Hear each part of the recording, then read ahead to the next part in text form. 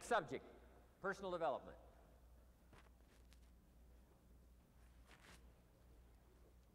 Some of the things Mr. Shoaff taught me starting at age 25, some things came quickly, some things came easily. Setting goals, that was easy. We're going to talk about that later on. But this one I had to struggle with, personal development.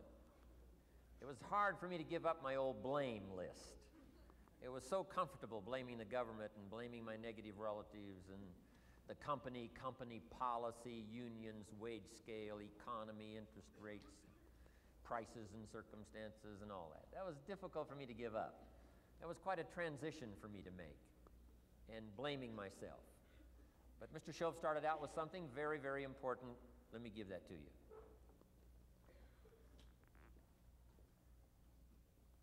He said, it's not what happens that determines the major part of your future. It's not what happens. What happens, happens to us all. He said the key is what you do about it. It's not what happens, it's what you do about it. And he said if you will start that process of change, do something different the next 90 days than you did the last 90 days, like picking up the books to read. Do something different like the new health disciplines, relationship with your family, whatever it is, doesn't matter how small it is. If you'll start doing different things with the same circumstances, since we cannot change the circumstances, but we can change ourselves. We can change what we do. And then he gave me another secret to success when he said, what you have at the moment, Mr. Rohn, you've attracted by the person you've become. What you have at the moment, you've attracted by the person you've become. Few little simple principles here. Once you understand these, it starts to explain so much. Now, sometimes it's a little tough to take, blaming yourself instead of the marketplace, taking responsibility instead of putting it off on someone else. That transition sometimes is a challenging mission. And this one was a little tough for me. He said, Mr. Rohn, you've got pennies in your pocket, you've got nothing in the bank, the creditors are calling, you're behind on your promises. And he says, here's how that occurs. You've attracted, up until now, you've attracted the things to you because of the person you've become. Now I said, well, how can I change all that? He said, very simple. If you will change, everything will change for you. You don't have to change what's outside. All you've got to change is what's inside. To have more, you simply have to become more. And then he said, don't wish it was easier, wish you were better. Don't wish for less problems, wish for more skills. Start working on yourself, making these personal changes, and he said it'll all change for you. So let's talk a little bit about personal development, that extraordinary adventure I undertook starting at age 25. And I've never ceased that adventure. I'm still going for it. In the 90s, I want to get better and better. I want my craft to get better, my business operations to get better, the things I do to get better. Because once I picked up this simple formula, I'm telling you, it's easy to figure out where the problem is if you go to work on it. Now, let's talk about personal development. And in helping kids understand personal development, I always start with money. Now, money's not the only place to start. Money certainly isn't the only value, but we've all got to start somewhere, and money's something you can count, right? Kids are interested in money, okay? A lot of things are a little tougher to measure, but economics is pretty easy, right? Because you can count. Okay, somebody says, how are you doing? You say, I don't know. Let's count. Now, this is not the only count. I understand that. There's a lot of other things to count. But to see if there may be some errors in your judgment and lack of disciplines in your life, we might as well start with money, because it's so easy to count. So let's just start there and see whether or not maybe we have messed up. Okay. So here's how I explain it to kids. We get paid for bringing value to the marketplace. Key to understanding economics. We get paid for bringing value to the marketplace. Marketplace is also described as reality. Reality, the marketplace. Now, it takes time. It takes time to bring value to the marketplace, but we don't get paid for time. It's very important for kids to understand, as well as adults. We don't get paid for time. Mistakenly, the man says, well, I'm making about $20 for an hour. Not true. Not true. If that was true, you could just stay home, have them send your money. No, it's not true. You don't get paid for the hour. You get paid for the value you put in the time. So we don't get paid for time, we get paid for value. Now, since that's true, here's one of the key questions of the afternoon. Is it possible to become twice as valuable and make twice as much money in the same time? Is it possible to become 3 times as valuable as you now are and make 3 times as much money in the same time? Is that possible? Of course. If you want to really emphasize something, that's a good phrase, Stuart. Of course. Of course.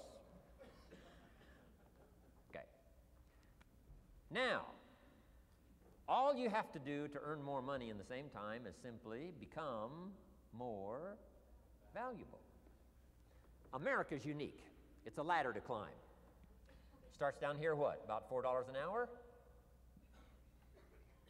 Big argument last year in Congress about the starting place.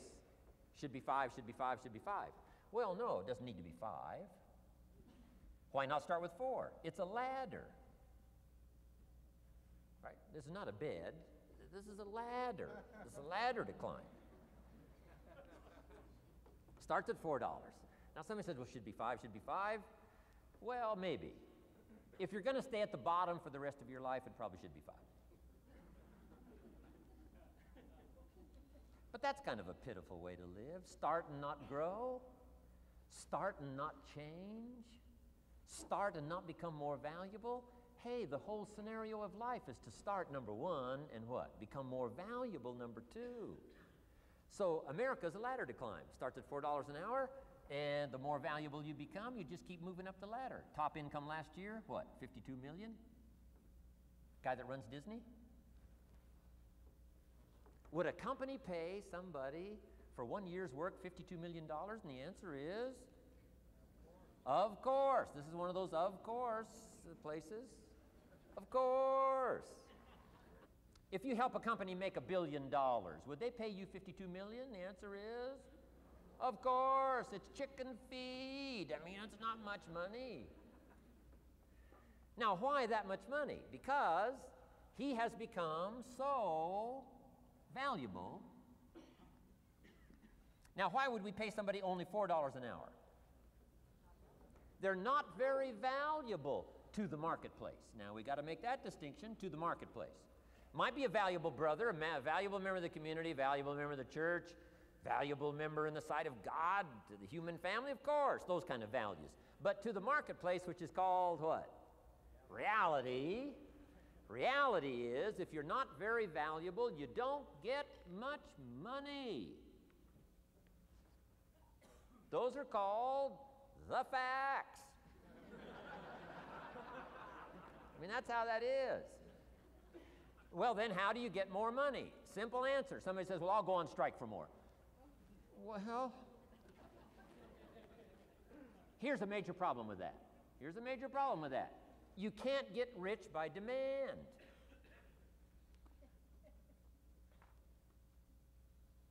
Somebody says, well, I'm waiting for a raise. I'm telling you, it's easier to climb than to wait for a raise. Why not just become more valuable rather than wait? I'm telling you, that's the key to all good things.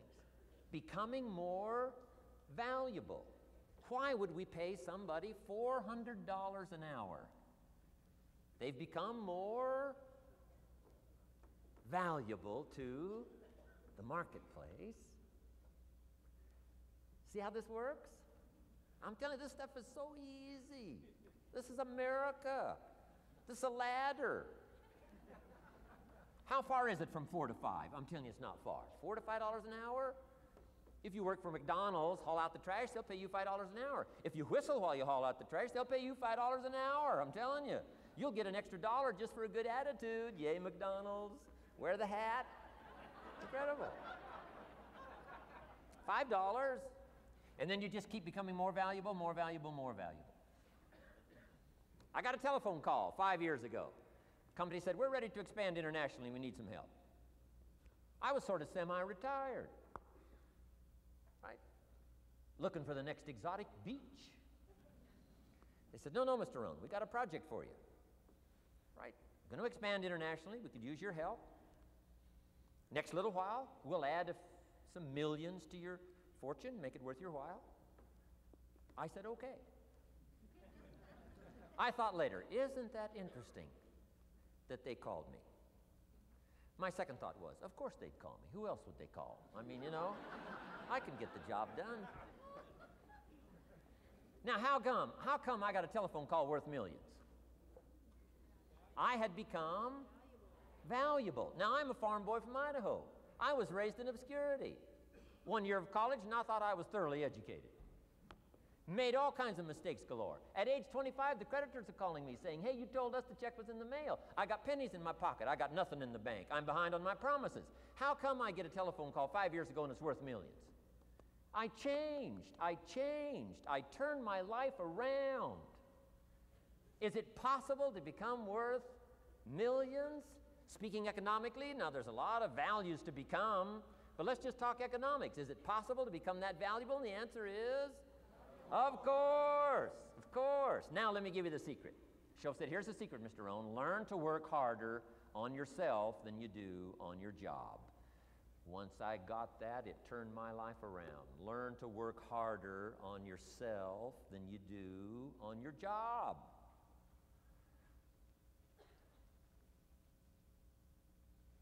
He said, if you work hard on your job, you'll make a living. If you work hard on yourself, you can make a fortune. Wow. If you would have known me at age 25, you would have said, Jim Rohn's a hard worker. If you'd have known me, you'd have said that. I'm the guy, I don't mind coming a little bit early, staying a little bit late. I don't mind that. You'd have said, well, Jim Rohn's a hard worker. You say, well, how come he's got pennies in his pocket and nothing in the bank and behind on his promises? Well, I was a hard worker, but I was working hard on my job, not on myself. I'm telling you, if you'll learn that simple little principle and start the process today, latest tomorrow, give you tonight to think it over. And start this whole process of personal development, work on yourself, make yourself more valuable to the marketplace. I'm telling you, you can so dynamically change your income, and economics is the least of the values that you can start earning in terms of equity if you'll start working harder on yourself than you do on your job. Work hard on yourself and develop the skills. Work hard on yourself and develop the graces. All of the stuff necessary to become more valuable to the marketplace. I'm telling you, your whole life can explode into change. Promotions, no problem. Becoming more valuable to the company, I'm telling you, no problem. Money, no problem. Economics, no problem. Future, no problem. If you just go to work on the right thing. Not get things out there to change. Don't try to change the seed. Don't change the soil. Don't change the sunshine. Don't change the rain. Don't change the mix of seasons. Let the miracle of everything that's available work for you, and start working on the inside. Work on your philosophy. Work on your attitude. Work on your personality. Work on your language. Work on the gift of communication. Work on all of your abilities. And if you'll start making those personal changes, I'm telling you, everything will change for you. Now, let me give you another scenario on personal development. It's called the 4 major lessons in life to learn.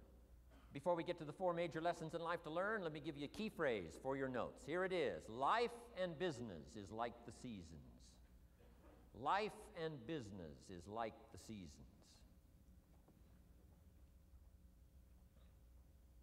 Frank Sinatra sings, life is like the seasons.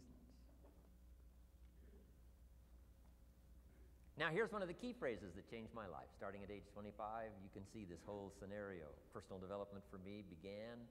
I've never been the same since. Here's the next key phrase. You cannot change the seasons,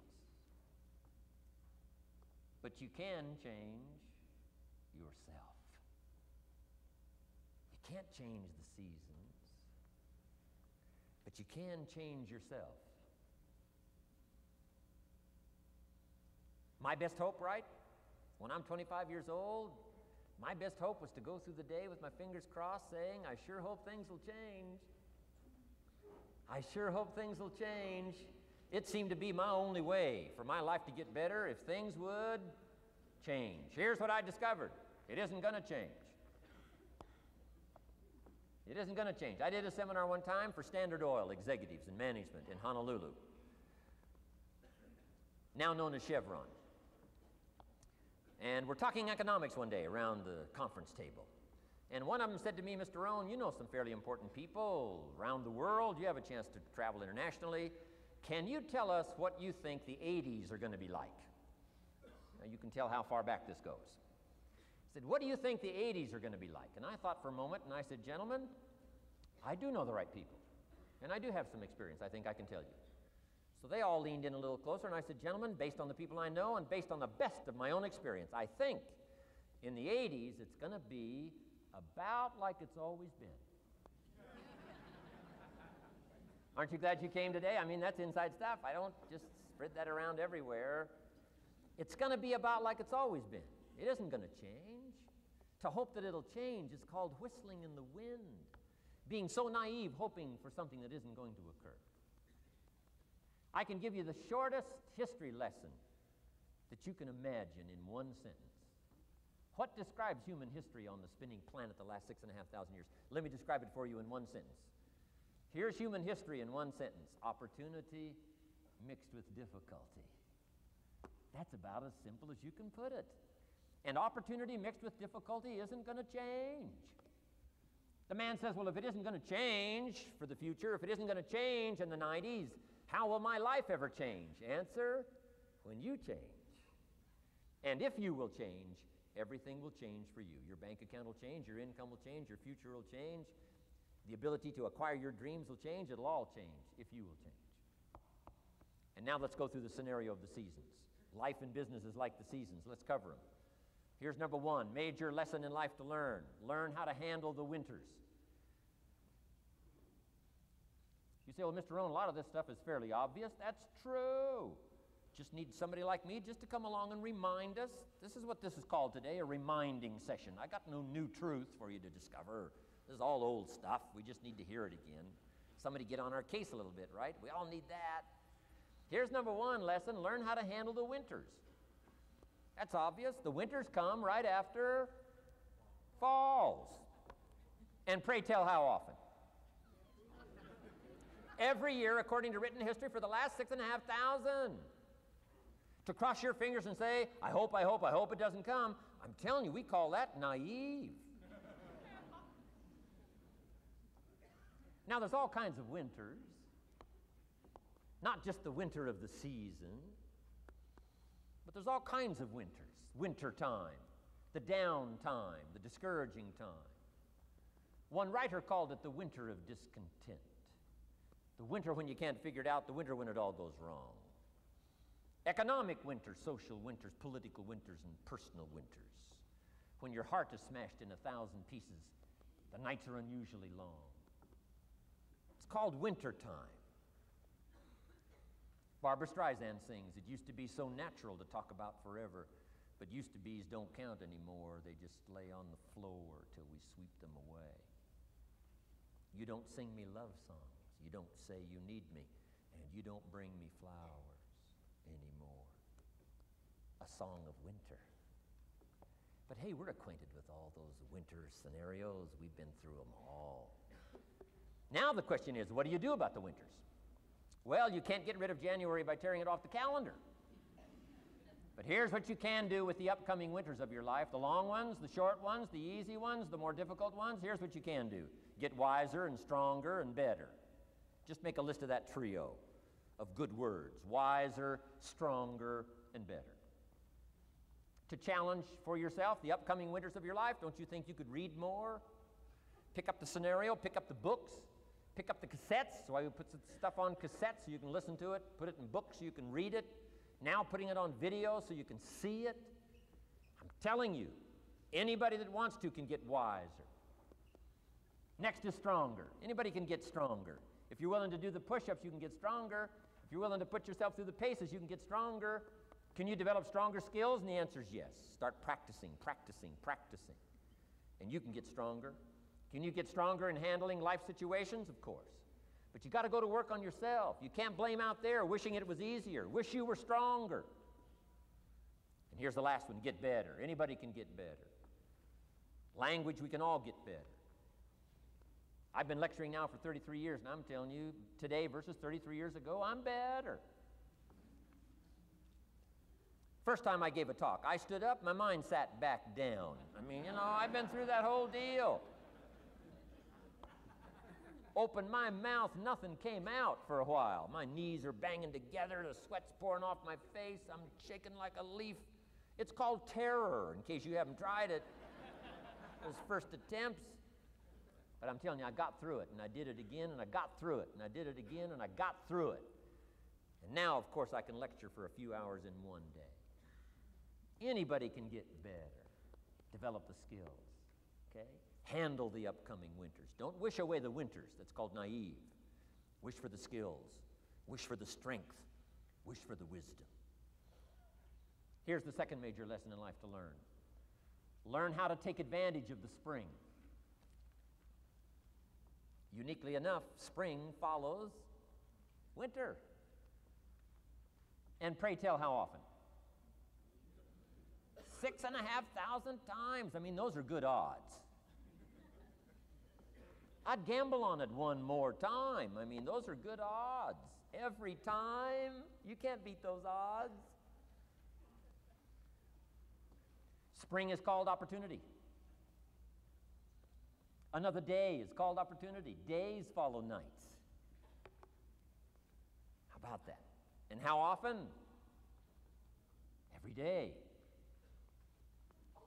But now here's what we must learn to do with opportunity. Underline two strategic words in that sentence. Take advantage. Just because spring comes is no sign you're going to look good in the fall. You've got to take advantage of it. You've got to do something with it. Read every book you can on what to do with your springs, what to do with your opportunities, what to do with your days, what to do with your chances. Don't miss the educational process. Don't miss the process of learning. To understand, opportunity keeps coming, but the key is taking advantage, taking advantage. Everybody in this room's got to learn to do one of two things: plant in the spring or beg in the fall. And it doesn't mean you can't become a sophisticated beggar, but you don't need the reputation. Learn to plant in the spring, take advantage. And there's an urgency here on springtime because there's just a few springs, handful of springs offered to each of us. So take advantage swiftly and quickly. Don't just let the time pass. The Beatles wrote, "Life is very short." And for John Lennon, it was extra short. For Michael Landon, it was extra short. But life is short. At the longest, it's short. So don't just let the springs pass. Take advantage. Seize the day. Seize the moment. Seize the opportunity. That's the key. Springtime. Life is fragile. Life is brief. Elton John sings, "She lived her life like a candle in the wind." It's fragile. It's brief. Whatever you're going to do, you got to get at it. Don't just let it pass away. Here's major lesson number 3. In the summer, learn how to nourish and protect. We've got 2 challenges in the summer in the personal development part of our life. And that is become capable and powerful enough in the summer and wise enough in the summer to nourish what's good and defend yourself against what's bad. Nourish and defend. The summertime is an interesting time. It holds the possibility of the promise of harvest time, but it also has the possibility of the threat. Sure enough, as soon as you've planted your garden, the busy bugs and the noxious weeds are out to take it. And let me give you another word of advice. They will take it unless you prevent it. Summertime is an interesting time. Best as I can describe summertime, you got to nourish your values like a mother. Nourish like a mother. Go after the threat to the values you've got like a father. Deal with the weeds. Kill the weeds. Nourish the garden and kill the weeds. That's called summertime. What a challenging time. Give life like a mother. Take life like a father. Summertime. You got to deal with the negative as well as the positive. Summertime is a unique, complex mix of positive and negative. Opportunity and threat. What a scenario of life itself, opportunity and threat to the opportunity. And you got to deal with both. You got to think positive and you got to think negative. You got to handle what's ever out to threaten you, you got to learn to threaten it back. Summertime, interesting time. Nourish like a mother. Defend like a father. You got to be like your bloodstream in the summer. Red corpuscles to what? Nourish. White corpuscles to what? Fight. You got to both nourish and fight. You got to nourish and be vigilant. Okay. White corpuscles think negative. You can't just think positive. We call you naive. Somebody says, well, I've been taught to be all positive. You'll be some kind of freak. You can't be all positive. Thank God for white corpuscles that think negative all day. Guess what white corpuscles are looking for all day? Problems, infection. White corpuscles say, just show me some infection, I'll kill it. Why? It's out to kill the body. It's out to kill our chances. It's out to kill our future. Whatever threatens us, we threaten. I'm asking you to take sword to your enemies. Whatever's out to threaten you, threaten your health, you got to threaten it back. Like white corpuscles. Kill what's evil. Nourish what's good. Love like a mother. Hate like a father. Father says to whatever threatens his family, take 2 or 3 more steps toward this family and threaten my family, you'll cease to exist. I'm father, I kill.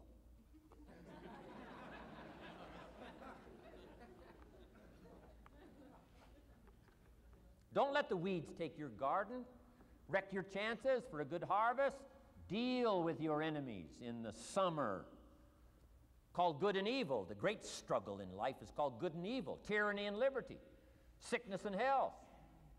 It's the way life is. Tyranny threatens liberty. Takes over Kuwait. Can't have that. If tyranny takes Kuwait, it'll take Saudi Arabia. If it takes Saudi Arabia, it'll take something else. Where are we going to stop tyranny? As soon as possible, lest it take the whole world value. So George Bush draws a line in the sand, consults with its allies, sends 500,000 troops to Saudi Arabia. Finally, Desert Sword, Desert Storm, takes on Saddam Hussein, drives him out of Kuwait. Why? Because it has to be done. The great struggle between liberty and tyranny, the great struggle between evil and good. And you've got to treat your own life the same. Says Saddam Hussein, you can't have Kuwait, can't have Saudi Arabia. Furthermore, we're going to kick you out. Hires Chief White Corpuscle, General Schwarzkopf.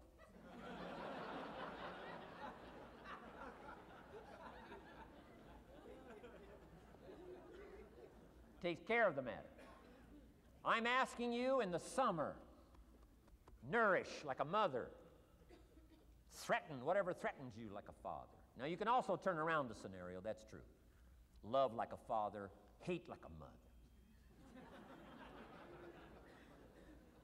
Give life like a father, take life like a mother.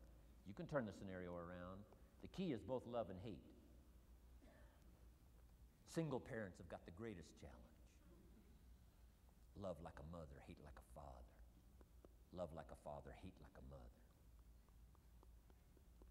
Nothing more dangerous than an angry mother.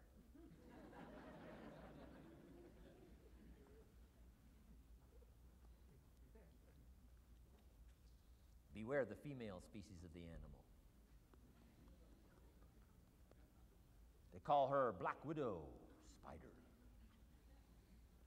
Why? Because when she finishes, there is no male spider.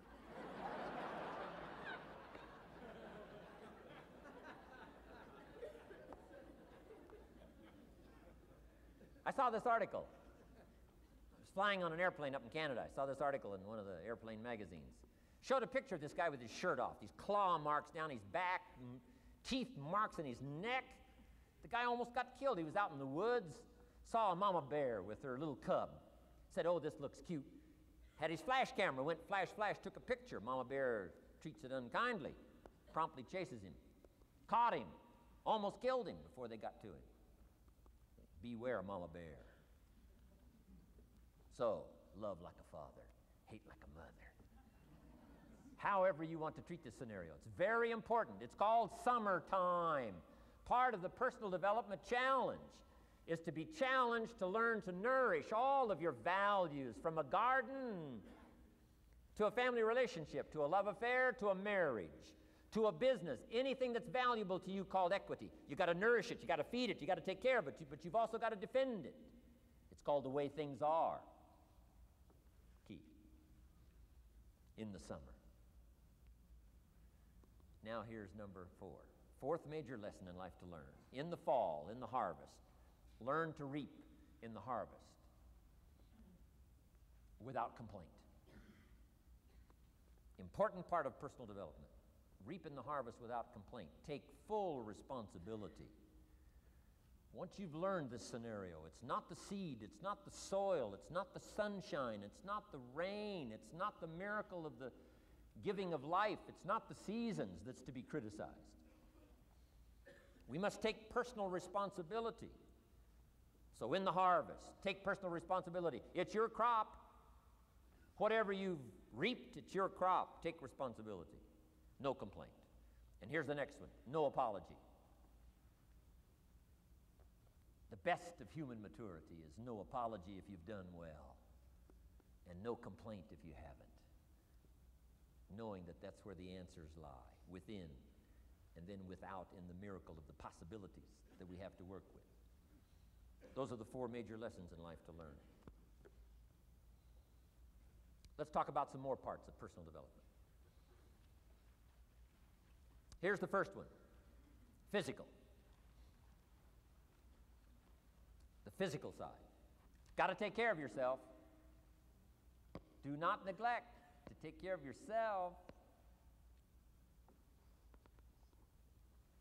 Good phraseology used in the Bible, in my amateur way, but let me put it to you best I can. Here's what it says. Treat your body like a temple.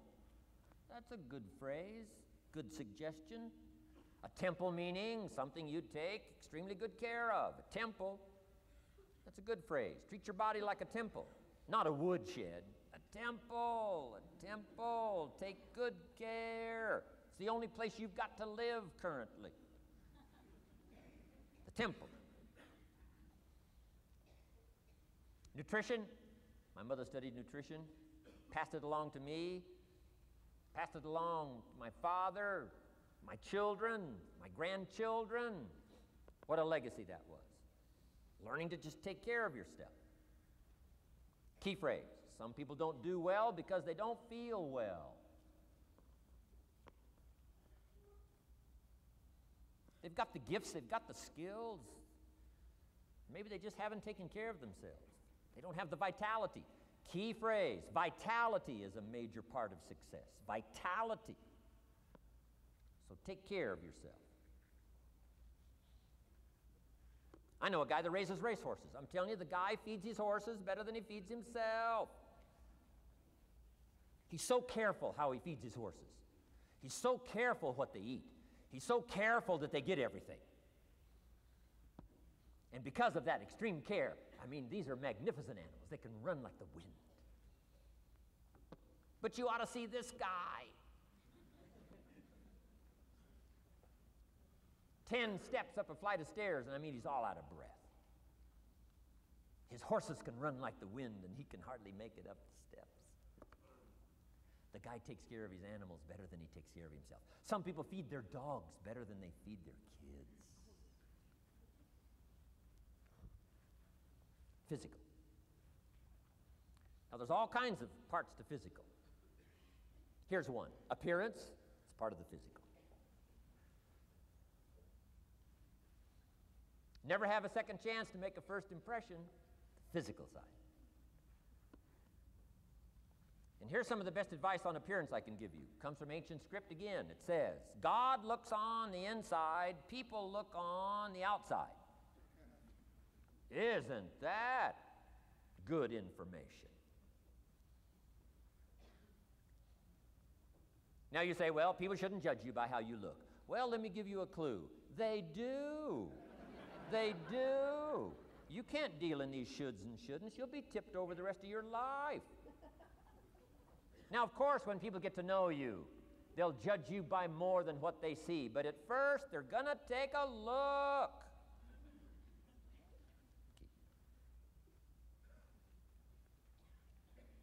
So, here's the best advice I can give you. Make sure the outside is a major reflection of what's going on inside.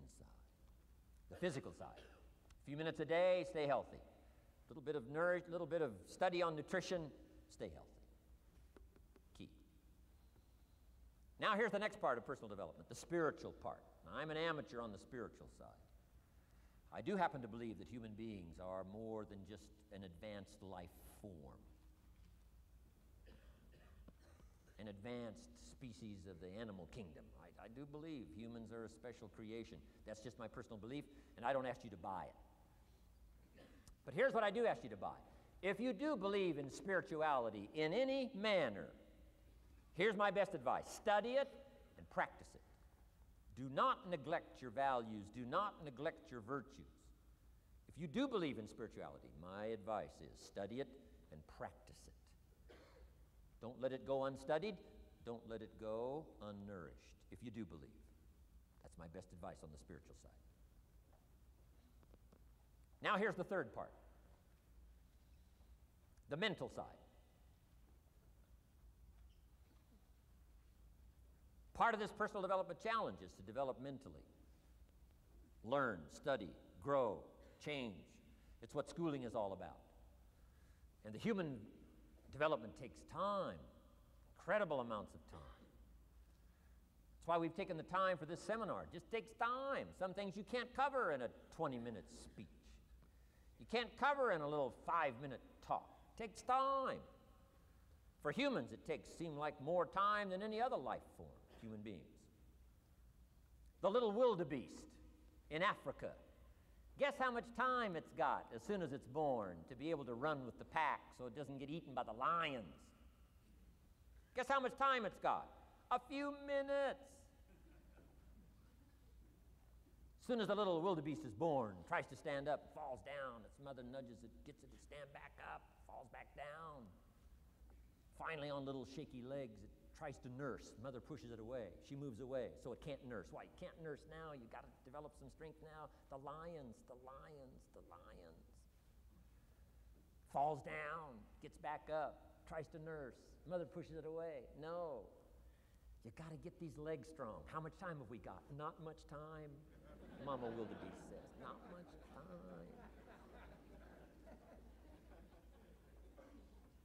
Not hours, not days, minutes. Wow. But the human baby, wow. After 16 years, we're not sure. Right? Unbelievable amount of time it takes. So it does take time for personal development. It does take time for spiritual development, physical development. But here's also what takes time, and that's your mental development. Feeding the mind. Nourishing the mind. Some people read so little, they got rickets of the mind. They couldn't give you a good, strong argument as to their own personal beliefs. Here's one of the challenges we've got as parents, and that is to get our kids ready to debate the major life issues of the 90s. They've got to get ready to debate. We've spent this last couple of decades debating communism. Communism taught capital belongs in the hands of the state. We've been teaching, no, capital belongs in the hands of the people. Communism taught people are too dumb and stupid to know what to do with capital. You've got to take capital away from all the dumb, stupid people and give it to the all-knowing, all-wise state. And let the state run everything and let the people meekly show up for their work assignment. All glory to the state, communism taught. Kid says, well, is that right? No, all glory to the people. Let the state be the servant of its people, not the people be the servant of the state. I'm telling you, you've got to be able to pick up those ideologies. You've got to be able to pick up the philosophy. And here's the next part. You've got to be able to defend it. if you can't defend your virtues and if you can't defend your values, I'm telling you, even in the 90s, you'll fall prey to philosophies that are not in your best interest. And we've got to help our teenagers, we've got to help our kids especially to be able to debate the major life issues, the political issues and the social issues and the religious issues and the spiritual issues and the nutritional issues and the economic issues and all of the rest of the issues that are valuable for us to build the kind of equities we want. You got to get yourself ready. And one of the ways you got to get ready is not just physical and not just spiritual. You got to get ready mentally. And this is where Shof went to work on me, to be ready mentally, to develop the philosophy and also be able to defend your virtues and your values. Let's go through it. You need a good library. Shof got me started on my library. Here's one of the books he recommended, Think and Grow Rich by Napoleon Hill. Think and Grow Rich.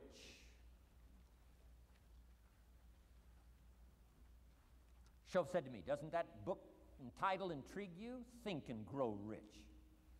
Don't you have to read that book? Think and Grow Rich. I said, yes, sir. By Napoleon Hill. I went and found that book in a used bookstore. That's where I had to start. In a used bookstore. I paid less than 50 cents for it. I've still got it. It's one of the rare hardback covers. Think and Grow Rich by Napoleon Hill. Wow, Shof was right. Get a library started. It'll change your life. Any home over $200,000 has got a library. Why do you suppose that is? Wouldn't that make you curious? How come every home over $200,000 has got a library? Does that tell you something? Does that educate you at all? You say, well, I can't afford a $200,000 home. It doesn't matter what size home. Take your present apartment, clean out a closet, call it your library, and start acting intelligent. And start this process like I did. Start developing a library. Here's what your library needs to show, that you're a serious student of health and life, spirituality, culture, uniqueness, sophistication, economics, prosperity, productivity, sales, management, skills, values of all kinds. Let your library show you're a serious student. Don't be casual in learning.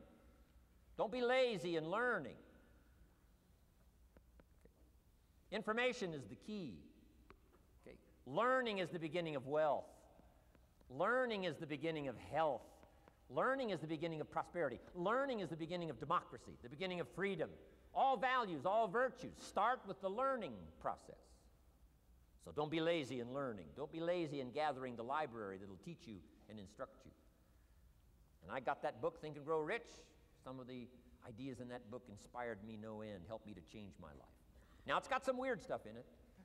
You know, it's got some weird stuff. Napoleon was weird, so you gotta separate out a little of this weird stuff. But you can do that. You can separate out the weird stuff, okay? Unless you're weird, just do the weird stuff. Anyway, remember, don't be a follower, be a student. That's the key to all books. Don't be a follower, be a student. Okay. Another book he recommended. Help Me Become Financially Independent. We're going to cover that before we finish this afternoon. The book was entitled The Richest Man in Babylon. The Richest Man in Babylon by George Clason, C-L-A-S-O-N. This little book, The Richest Man in Babylon, I use it as a textbook teaching teenagers how to be rich by 40, living in America. 35 if you're extra bright. Much sooner if you find a unique opportunity. I got rich by the time I was 31, didn't wait till 35. If you find a unique opportunity. So we'll get into that after we come back from our next break. Richest Man in Babylon. Get your library started. Here are some key sections to put in your library called mental food. In fact, we call it food for thought. It's so important to nourish the mind, not just the body, but nourish the mind. Key phrase. Now it needs to be well balanced. You can't live on mental candy. Somebody says, well, I just read this positive stuff. That's too second grade. You've got to get out of second grade. You can't just be inspired. You've got to be taught. You can't just be inspired. You've got to be educated. Key. Here's a good book. It's called How to Read a Book. Good title. How to Read a Book by Mortimer Adler. In this book, How to Read a Book, Mortimer, you know, is the chief editor of the new Encyclopedia Britannica.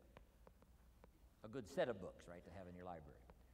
The Encyclopedia Britannica, chief editor, Mortimer Adler. He's in his 80s. He's still active, still writing books. I've got several of his books. The 6 Great Ideas, a lot of books. Mortimer Adler. But he wrote this book, How to Read a Book.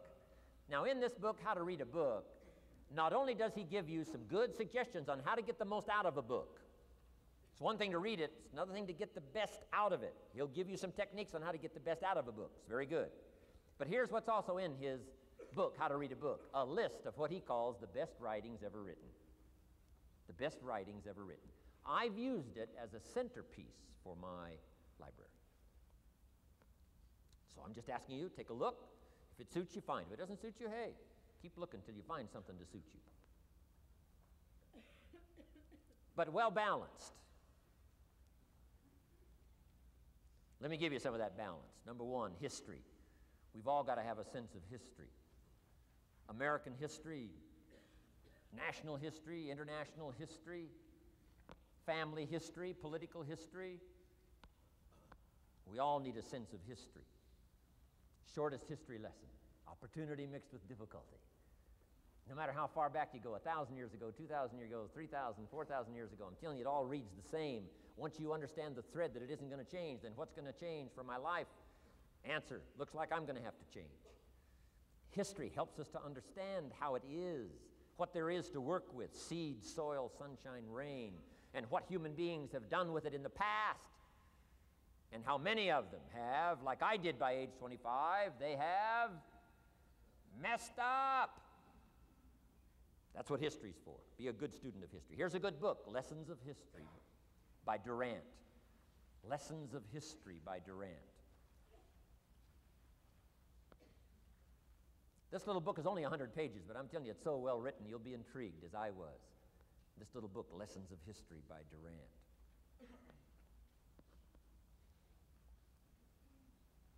Next is philosophy. Durant also wrote a good book on philosophy. The Story of Philosophy. It's got a good rundown of the key philosophers of the last several hundred years, what they taught and some of the lives they lived. You might find it a little difficult, but hey, you can't just read the easy stuff. Key phrase to add here in parentheses, don't just read the easy stuff. You won't grow. You won't change. You won't develop. Tackle the more difficult stuff.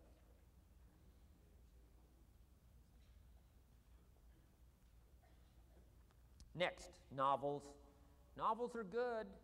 Sometimes an intriguing story keeps our attention so that the author can weave in the philosophy he or she is trying to get across.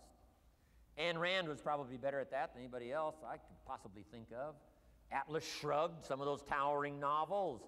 The novel kept us intrigued, but guess what she was doing all the time? Feeding us her philosophy, feeding us her philosophy. Now, whether you agreed with her philosophy or not, you had to admit she was really good at getting it out there, weaving it through the story, in the dialogue and in the speeches and in the text. Fabulous. Novels. Novels are good. Now, here's a little personal advice. Skip the trash. I mean, you don't. Someone says, well, sometimes you can find something valuable in a trashy novel. I wouldn't go through it to find it. You can find a crust of bread in a garbage can, but I wouldn't go through it. Number one, you don't need the reputation. So, not enough time to read the brilliant stuff, the good stuff. Skip the trash, really. My personal advice on personal development, becoming more valuable than you are. Key. Next is biographies and autobiographies, the stories of successful people, unsuccessful people. There's some dramatic stuff Over the last 100 years, it's been written, biographies and autobiographies. Here's one of the best, the Bible. The Bible is a unique book because it's got a list of human stories on one side of the ledger, another list of human stories on the other side of the ledger. One's called examples, and the other's called warnings. And here's what we've got to have on biographies and autobiographies, both warnings and examples. In the Bible, the examples. The Bible says, look at these people's lives, follow them. Follow their philosophy, follow their advice. Then we got the warnings, right? Don't do what these people did. They messed up their life and threw their life away. Vitally important, both sides of the scenario. Now, if your life story ever gets in one of those books, make sure they use it as an example, not a warning.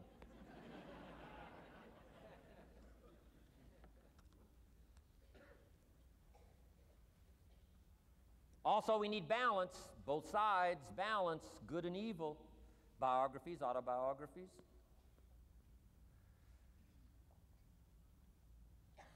You need a book on Gandhi. You need a book on Hitler.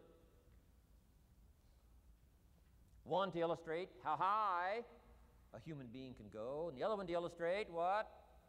How low and despicable a human being can become. We need both sides of the scenario. Next, accounting. Got to have a little, at least primary view of accounting. Kids have got to start learning the difference between a debit and a credit.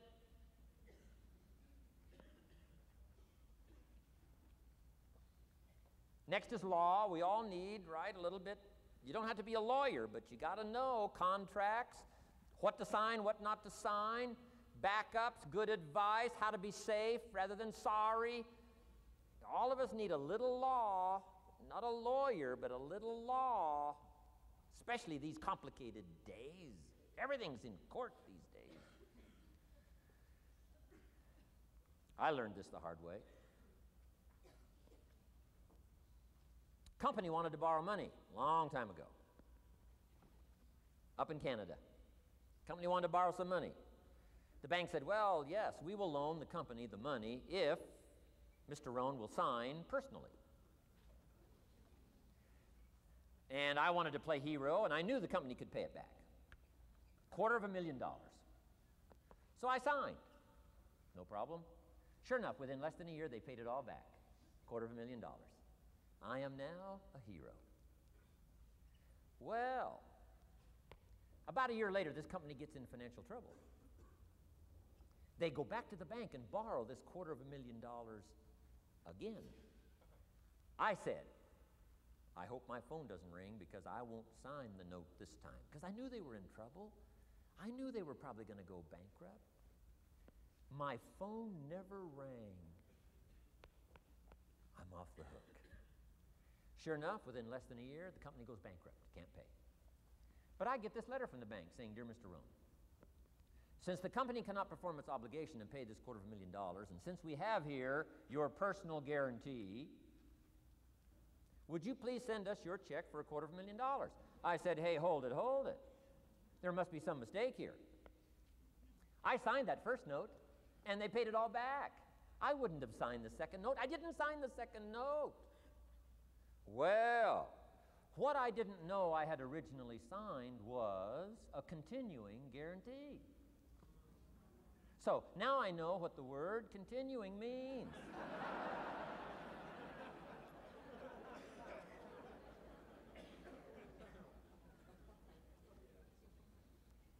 I'm asking you to study a little law, know what to sign, know how to defend yourself, right?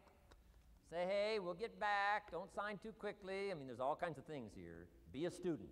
Don't be lazy in learning. How to defend as well as nourish. How to grow as well as take care of your enemies. You got to learn. Let your library indicate that you're a serious student about personal relationships with your family, gifts and skills, economics, and all the rest. Here's the next one. Economics. We're going to study that when we come back from our break. Economics. We're going to cover, especially for the kids today, how to become financially independent. We're going to let the adults listen. I've been teaching kids for the last 18, 19 years how to be rich by 40, 35 if you're extra bright. Most kids think they're extra bright. They go for 35. Or much sooner if you find a unique opportunity. We're going to get into that. Be a student of economics. Next, culture, sophistication. Don't leave that out of your life. Culture, sophistication. Culture is part of the fabric of the nation. Culture is what makes us different than dogs and animals. Culture is what makes us different from the barbarians. Culture, sophistication. Be a student of the dance and the art and the music and all the rest of those extraordinary human values that are possible for us all to participate in as well as to enjoy. Be a student of culture. And the last one is spirituality. Study it from the Bible and all the related books about spirituality. If you're a believer, study and practice.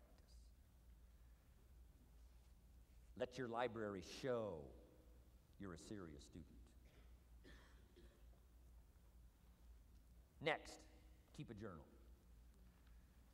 Shoaff said, Mr. Rohn, not only be a student, but the good ideas that you develop from the books. Keep a separate journal.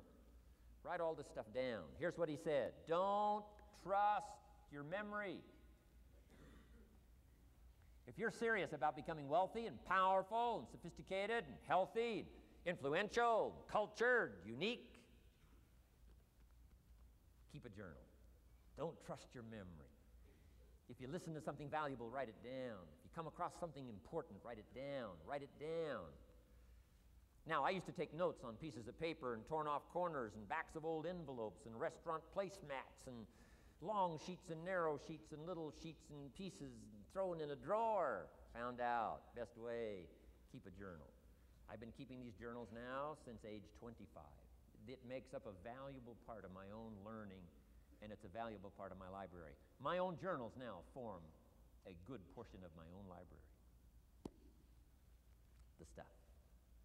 I'm trying to get kids to do like I do, be a buyer of empty books. Kids find it interesting I'd buy an empty book.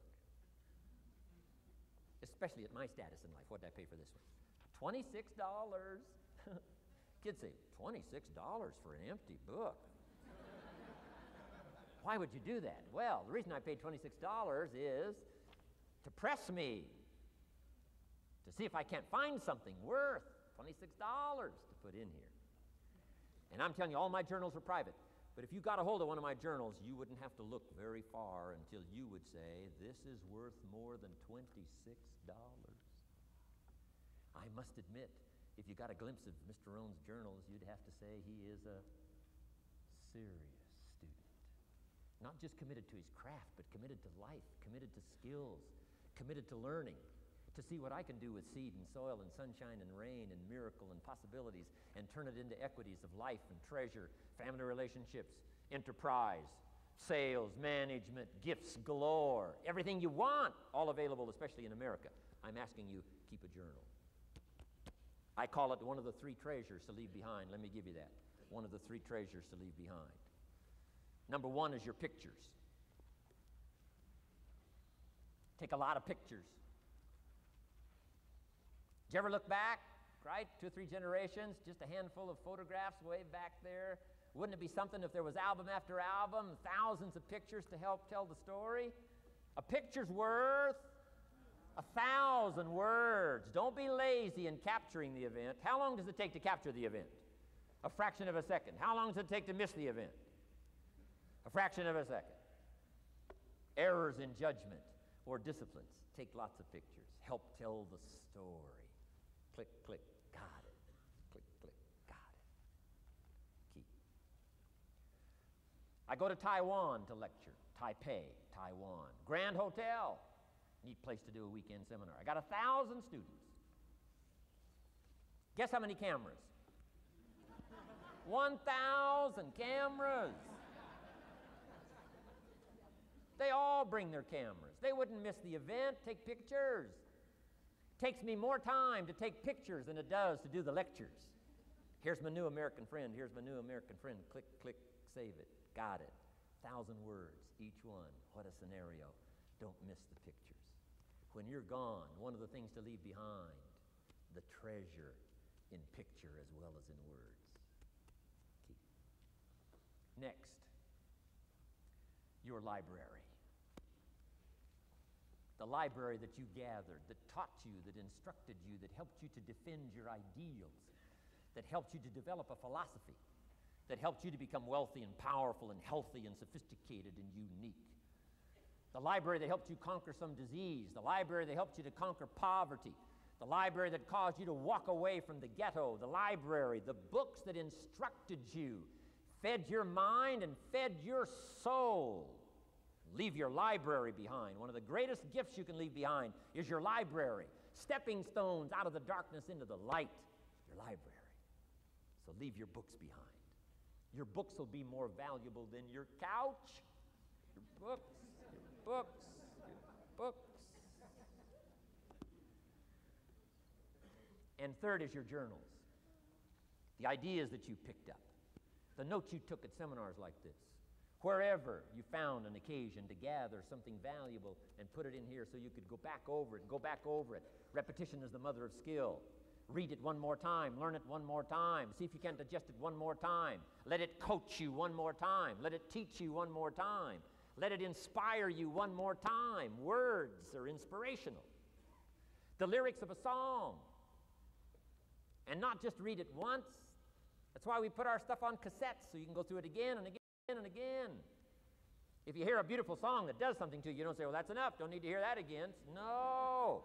Wouldn't you want to hear it again, hear it again, hear it again? Let it instruct you. Let it feed you. Let it teach you. Take you on wings of emotional journeys. Wouldn't you want to do that again? The answer is yes. That's what's so important.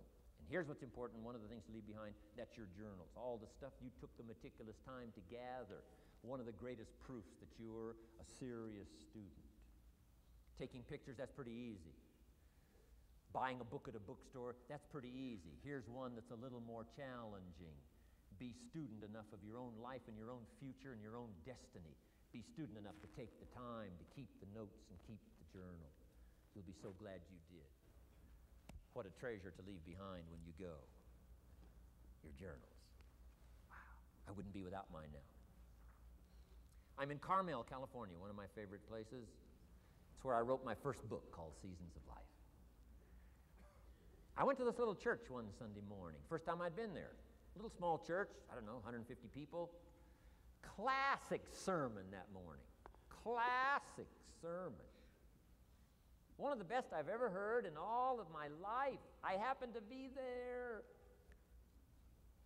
And I had my journal. While this sermon is going on, I can't believe it was so precise, it was so unique, it was so powerful. And I've got my journal, and I'm taking notes. Taking notes of this classic sermon. Guess how many other people were taking notes? Approximately, guess. How many do you suppose? It looked like, best as I could tell, I'm the only one taking notes of this classic sermon. Now, since I'm a stranger there, and it's the first time I've been there, and I'm taking these notes, people started looking, who is he and what's he doing? I started feeling just a little bit uncomfortable. But I'm still writing. Now I'm feeling kind of like a spy, right? I could hear some of them say, he's going to get out of here with some of this stuff. And I did. I'm the guy that walked away with the stuff. I'm asking you to be no less sincere and be no less committed to the advancement of your philosophy, the set of the sail. Talk about have your best year ever this year, and then get ready for next year, your very best year ever, and they'll start being the best year after year. If you'll commit yourself to some of this simple stuff called personal development, start with a walk around the block. Start with the refinement of your philosophy. Start with the teaching of your own fabulous mind, where all the answers are. I can only give you a few answers from my own experience. The rest of all the magical answers are within the confines of your own mind, but it takes the books, takes the cassettes, takes the videos, personal conversation, sermons, lyrics from songs, dialogue from the movie. Let your heart be stirred by words. Find ways to capture. Part of your personal development quest.